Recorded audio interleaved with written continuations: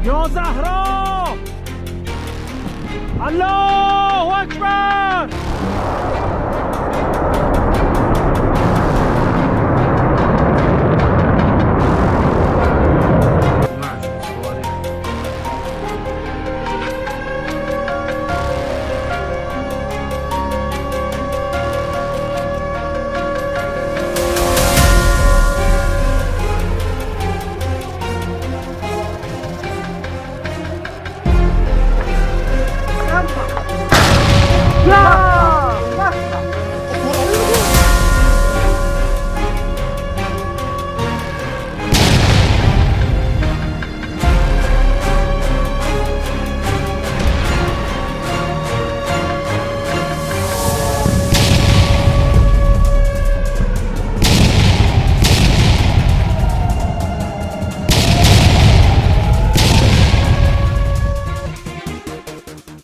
Beberapa hari terakhir, dunia kembali menyaksikan eskalasi mematikan di Timur Tengah. Bukan sekadar ketegangan diplomatik, bukan pula hanya pernyataan keras di media internasional. Ini adalah konflik bersenjata terbuka antara dua kekuatan utama, Iran dan Israel.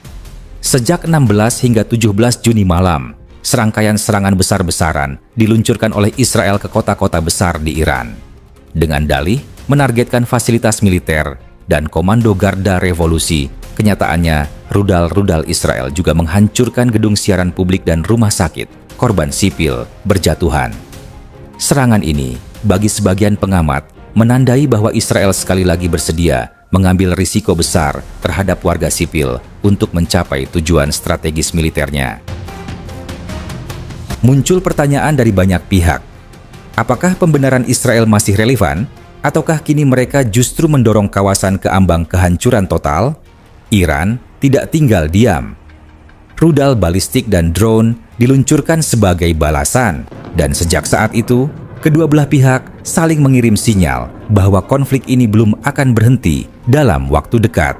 Yang jadi pertanyaan sekarang, apakah ini hanya episode singkat dari konflik panjang dua negara, ataukah ini akan berubah menjadi perang regional besar-besaran yang menyeret kekuatan besar dunia dan menjadikan Timur Tengah kembali sebagai titik api global?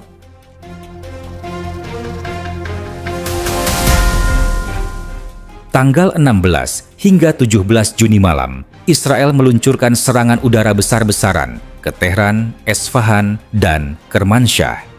Meski pemerintah Israel mengklaim targetnya adalah fasilitas militer, banyak laporan menunjukkan kerusakan parah di zona sipil. Sebuah rudal menghantam kantor siaran IRIB saat sedang menyiarkan berita. 2 jurnalis tewas. Di Kermanshah, rumah sakit sipil terkena ledakan. Relawan Palang Merah menjadi korban. Amnesty International menyebut tindakan ini berisiko melanggar hukum kemanusiaan internasional. Bagi warga sipil Iran, ini bukan sekadar konflik antar negara, tapi serangan langsung ke jantung kehidupan mereka. Tak lama setelah serangan Israel, Iran meluncurkan operasi balasan bertajuk True Promise 3. Ratusan rudal balistik dan drone kamikaze ditembakkan ke berbagai wilayah Israel, termasuk Haifa, Glilot, dan Tel Aviv. Target utama meliputi kilang minyak, pangkalan udara, markas intelijen, hingga fasilitas pertahanan udara. Iron Dome dan sistem pertahanan lainnya tidak mampu menahan seluruh serangan. Beberapa rudal bahkan lolos dari deteksi awal, menghantam sasaran vital tanpa peringatan. Di Haifa, kebakaran besar terjadi di kilang minyak dan depot gas.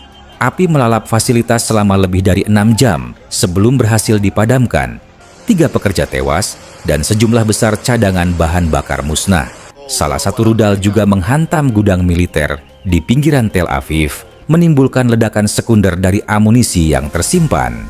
Getaran ledakan terasa hingga pemukiman sipil, memecahkan jendela-jendela apartemen dan menyebabkan kepanikan massal. Ledakan di pusat industri Glilot menjadi bukti bahwa bahkan markas intelijen elit Israel, Unit 8200, tidak sepenuhnya kebal. Citra satelit memperlihatkan hanggar dan antena komunikasi yang hancur. Meski Israel tak mengakui secara resmi, gambar-gambar tersebut menyebar luas di media sosial. Iran menyatakan bahwa ini adalah peringatan, bukan serangan penuh. Namun dari dampak yang ditimbulkan, serangan ini berhasil menunjukkan kelemahan dalam pertahanan udara Israel yang selama ini dianggap tak tertembus. Lebih dari itu, serangan balistik ini memunculkan efek domino berupa ketakutan, disorientasi, dan terganggunya kehidupan ekonomi Israel. Bandara Ben Gurion sempat ditutup, lalu lintas udara internasional terganggu, dan beberapa perusahaan teknologi menghentikan aktivitas untuk sementara waktu. Warga sipil Israel mengalami tekanan psikologis luar biasa. Banyak dari mereka mengungsi ke selatan atau luar negeri. Video-video warga yang menangis di tempat perlindungan menyebar di media sosial, menunjukkan dampak psikologis yang mulai dirasakan publik Israel. Yang mengejutkan, drone kamikaze Iran juga berhasil menyusup ke kawasan industri milik sektor teknologi tinggi Israel. Meski kerusakannya belum sepenuhnya terungkap, namun hal ini mengirim sinyal bahwa bahkan teknologi Silicon Wadi tak luput dari radar Iran. Beberapa analis menyebut ini sebagai demonstrasi presisi oleh Iran yang secara militer berhasil memadukan kekuatan rudal, serangan siber terbatas, dan perang elektronik untuk membingungkan sistem pertahanan Israel. Dunia menyaksikan bagaimana salah satu kekuatan militer paling canggih di dunia harus berhadapan dengan realita baru, musuh yang mampu menyusup dan menghancurkan secara terkoordinasi. Di Iran, ribuan orang mengungsi dari kota besar, pasokan listrik terganggu, rumah sakit penuh, dan sistem komunikasi lumpuh di beberapa area. Di Israel, meskipun memiliki sistem pertahanan berlapis, warga tetap hidup dalam ketegangan tinggi. Bunker bawah tanah.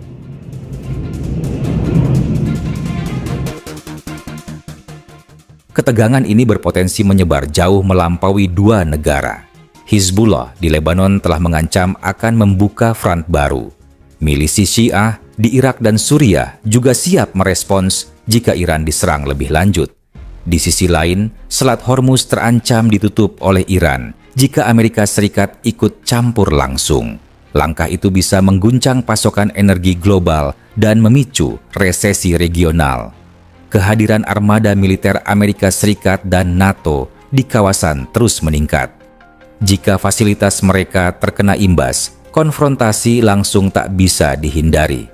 Turki dan Arab Saudi berusaha menjadi penengah, tapi posisi mereka yang sensitif membuat ruang gerak terbatas. Jika konflik makin panas, tekanan politik dan blok-blok aliansi bisa membelah Timur Tengah menjadi dua kutub baru.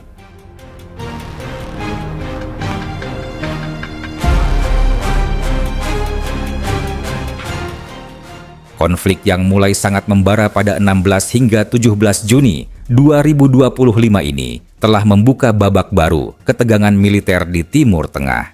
Korban sipil berjatuhan di kedua belah pihak, infrastruktur rusak, ekonomi terganggu, dan stabilitas kawasan makin rapuh.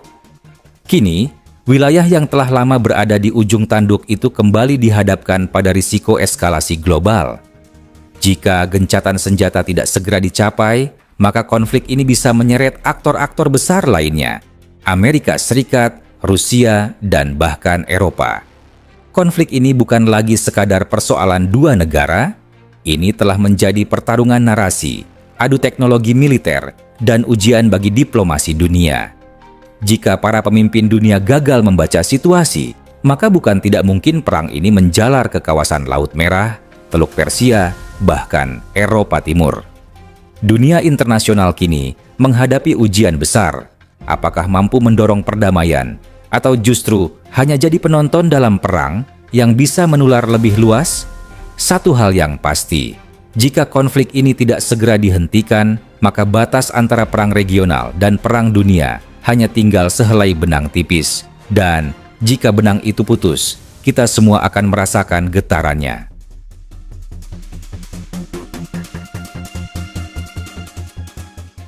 Video ini disajikan dengan tujuan edukasi dan informasi berdasarkan fakta dan analisis yang seimbang. Kami tidak mempromosikan kekerasan, kebencian, atau ujaran kebencian terhadap kelompok manapun. Konten ini menghormati kebijakan YouTube mengenai ujaran kebencian, konten kekerasan dan provokasi, dan informasi yang menyesatkan. Referensi kebijakan YouTube dan undang-undang terkait, Pedoman Komunitas YouTube, Undang-Undang Informasi dan Transaksi Elektronik Indonesia, dan Konvensi Internasional tentang Hak Asasi Manusia.